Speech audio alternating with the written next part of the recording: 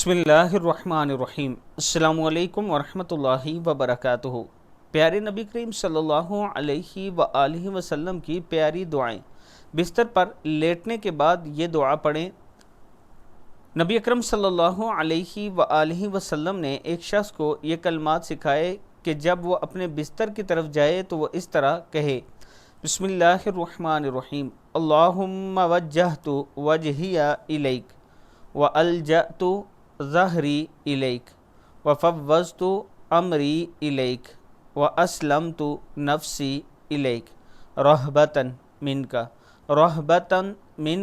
ورغبتا الیک ولا ملجأ ولا منجأ منک الا الیک آمنت بکتابک الذی انزلت ونبیک الذی ارسلت صدق اللہ العظیم۔ اللہ تعالی ہم سب کو اس پر عمل کرنے کی توفیق عطا فرمائے۔